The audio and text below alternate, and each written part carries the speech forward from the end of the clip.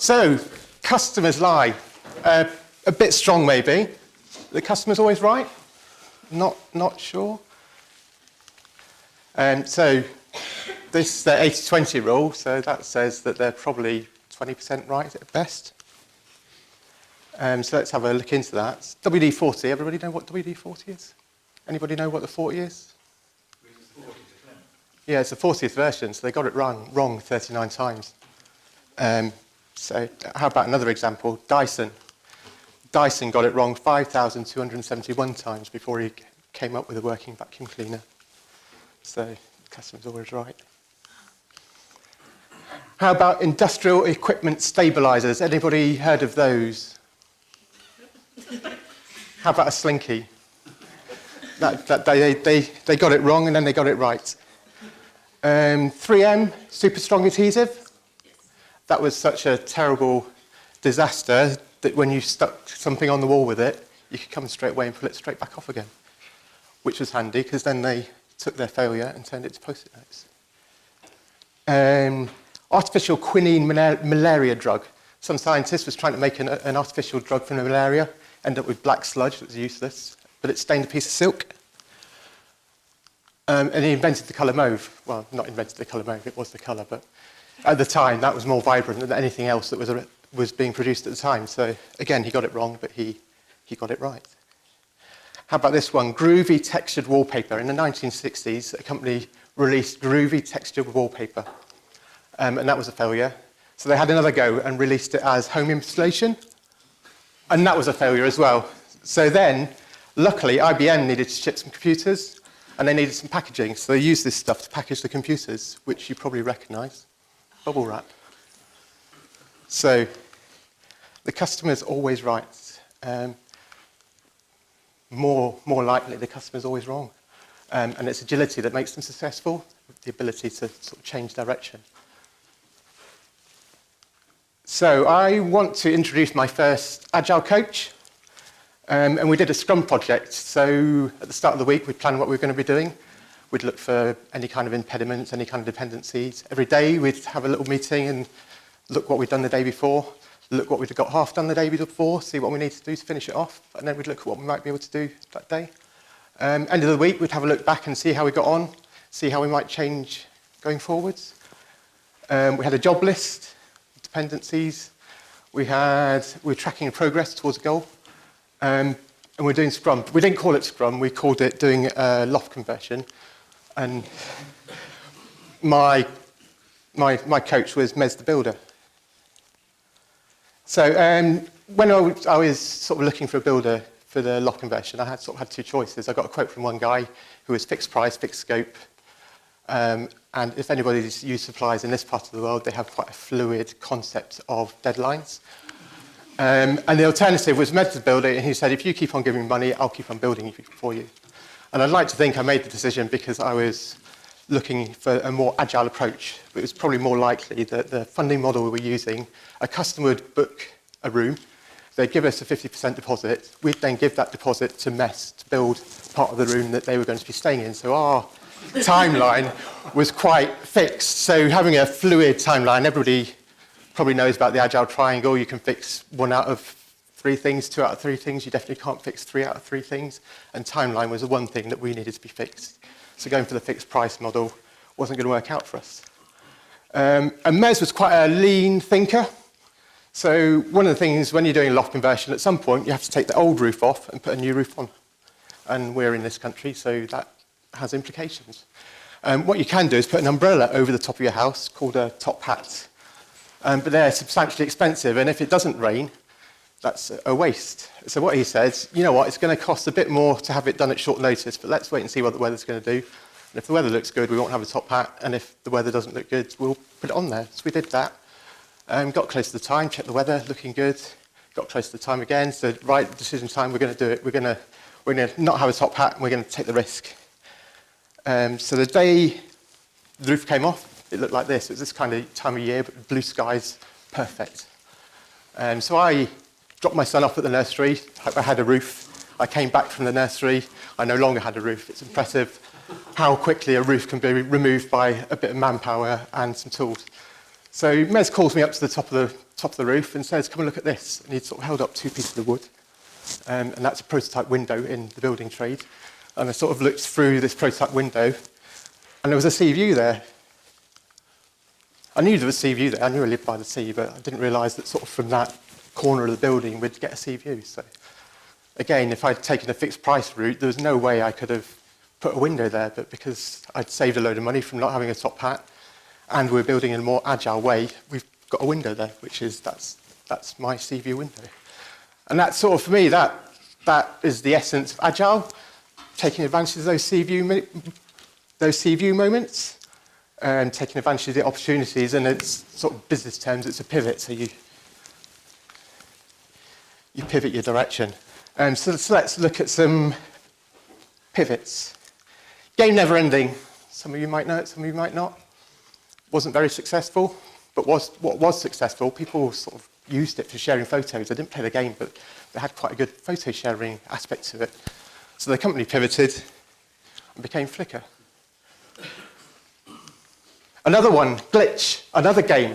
And funny enough, one of the guys that was involved with Flickr was involved with this one. They got a load of funding, built this game, made no money, and the business ended. And while they were picking through the ashes of the business, they found out that the devs used IRC to communicate, and they hit the boundaries of that, so then they modded it to IRC, and eventually they built their own IRC. It might go to explain why they didn't get much of the game done. But what they did with that IRC app, it became Slack. So again, they've managed to pivot. How about another one? Confinity wants to build an app for a Palm Pilot, and for those of you who don't know what a Palm Pilot is, it's like a phone, but without the phone. And getting the app onto the hardware was quite a big lead time to develop on, so they built a little prototype, stuck it in the corner of their website, didn't tell anyone about it, and used it for demos and for stakeholder meetings, that kind of thing, get buy-in from the business. And people kept on using it, and word of mouth spread, and people kept on using it more, and they got a bit annoyed with it until they realised that actually we want people to use our stuff, and if we don't have to do an app, that's brilliant. So they turned it into PayPal. So here's another one. Nintendo released the family computer, Famicom, and it was a failure. And then they released it again with a different set of clothes on it, and this was a failure. Nintendo Entertainment System. But what made it was a success was this guy and his brother, the Mario brothers. And their pivot was that it isn't the console that makes the console successful, it's the games you have on the console that makes the console successful. So that's another pivot. So the title was Customers Lie, so maybe they don't lie, but they probably don't know what they're doing. And the next part, how can we uncover the truth in client workshops? So what we do in SPD is probably quite inspired by BDD. So I'm going to do like a very quick crash course in BDD. So I listened to a podcast recently by Seb Rose, and he sort of describes it very clearly. There's 3 steps of BDD, very simple. There's a discovery phase, the formulation phase, and the automation phase, and that's it. Implementing it's very different, but the concept's very simple. So I'm going to start backwards. I'm going to start with automation. So you take your software and you chuck some tests at it to see if it meets the specification. So who does that? Hands? Nobody. Some people. Cool. How about this? Those tests come from a specification written in something like Gherkin format. It might not be Gherkin, but the concept is that you have a specification doc. The specification doc can be read by non-business people, by business people, and by computers. And you throw that document at your testing automation, and that does a test, so you test against this document. So anybody do that kind of thing? Anybody use Gherkin to write their test with? Cool. So we got the next step. So the first step that he described is discovery. So you have a face-to-face meeting between the business stakeholders and the delivery team, so people understand what they're trying to build. And from that meeting, you write your Gherkin document, and then you feed that document into your automation and test your system. So anybody have that kind of face-to-face meeting with the business or a business representative on a regular basis? Some people. Cool. So what Seb Rose said about BDD is that that's how you end up with behavior-driven development, is you have your meeting, then you write your documentation, then you throw your documentation at your automation, you run the test, it fails because you haven't written any code yet, and that's what drives your development, so behavior-driven development. So here's a quote from Liz Keogh.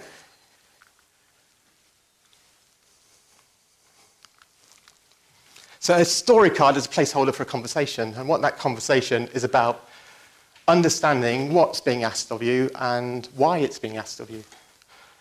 So let's have a look at a BDD, Three Amigos discovery meeting. So it's called a Three Amigos meeting. There's 3 people involved. It doesn't have to be 3, and it doesn't have to be these 3 people, but this is how they describe it. So you've got the voice of the product, you've got the voice of development, and you've got the voice of test. So you've got people looking at the problem from different angles.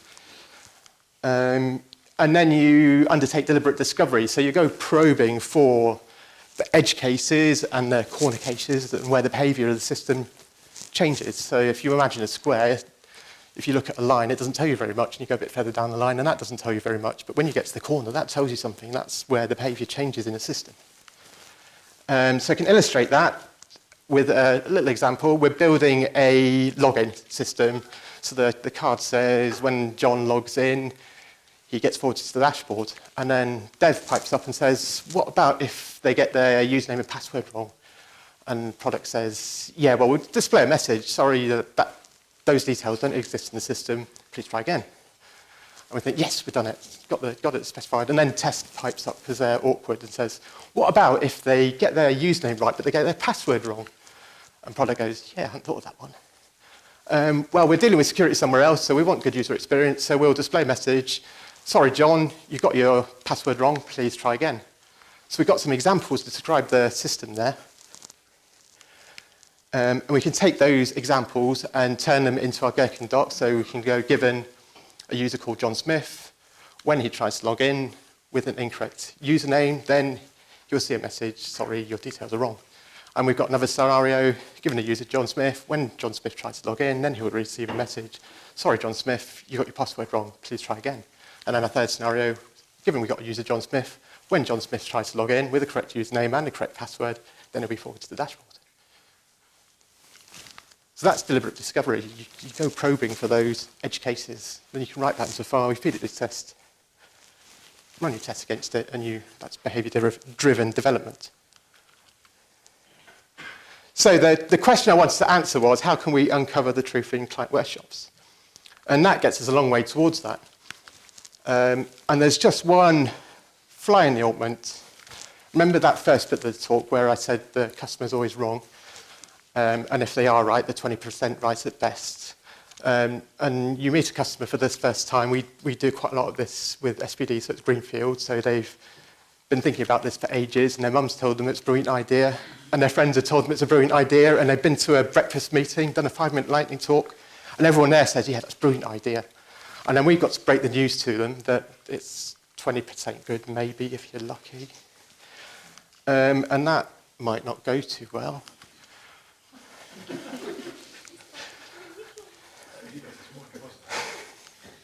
So here's another quote, and it said, bros, maybe.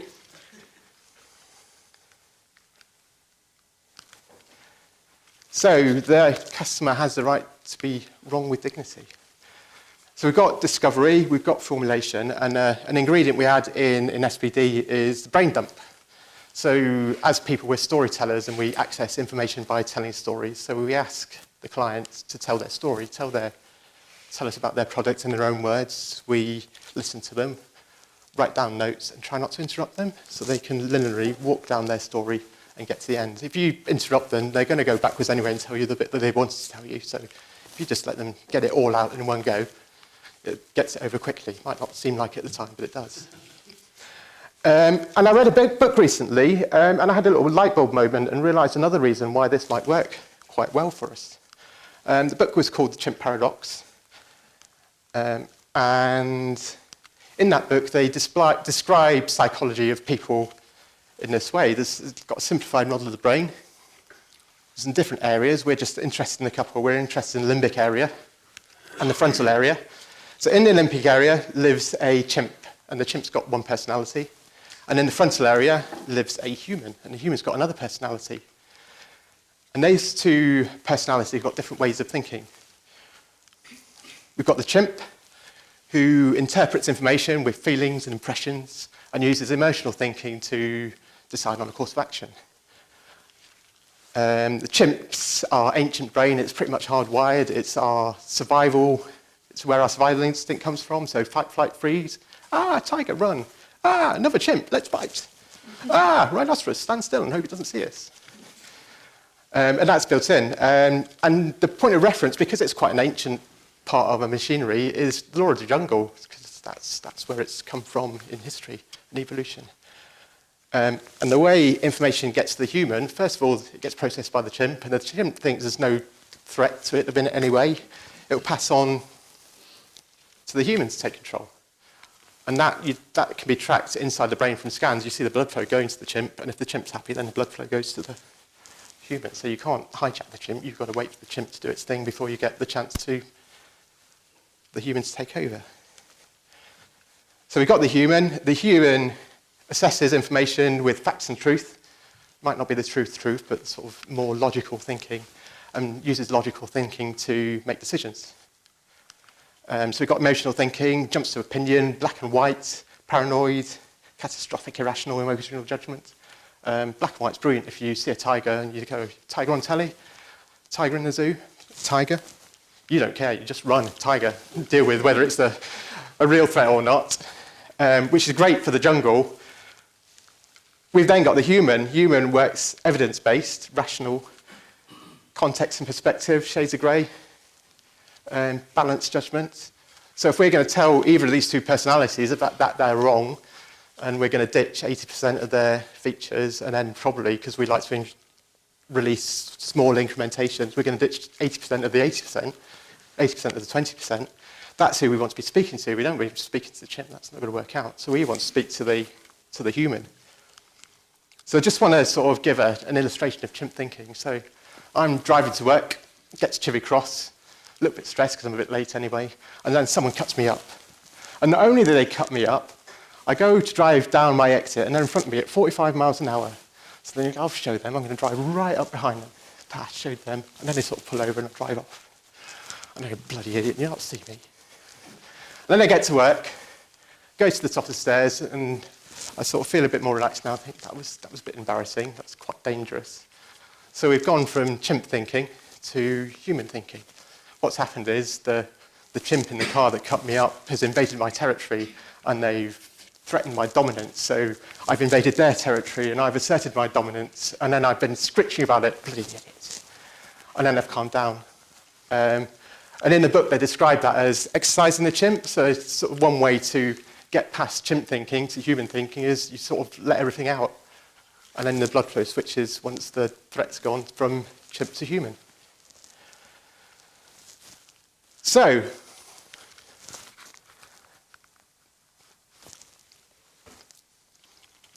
that sounds useful.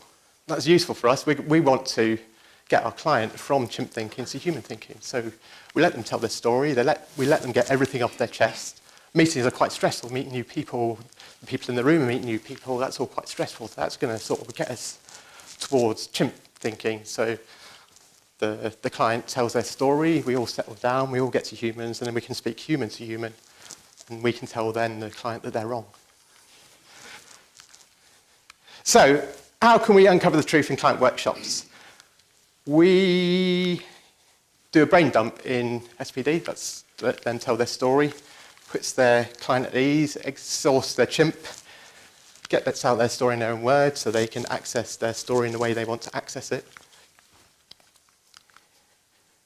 We go through a discovery phase, so we start doing some deliberate discovery. We're trying to find the edge cases in the corners of the system.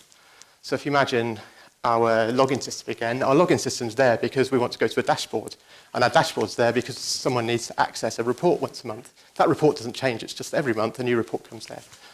So once we get to speak to the human, we could say, you know what, can we not just send out the report with a magic link once a month by email and ditch all this 80% of useless stuff? Get rid of the dashboard, get rid of the login. Logins, there's a lot of moving parts to the login. They seem like they're easy, but they're not. So we ditch all that, and we've got our 20% that gives us value. We've ditched all the other stuff. Perfect. So that's the discovery phase. And then formulation, it's quite important. So that's your Gherkin files and BDD, but the value of that is you're playing back to the client their idea.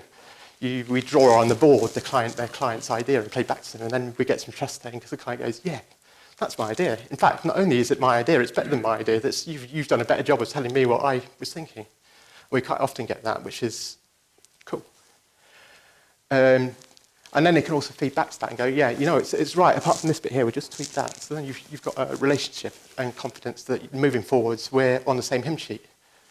So I think, hopefully, I've answered the question, how can we uncover the truth in client workshops? Thank you.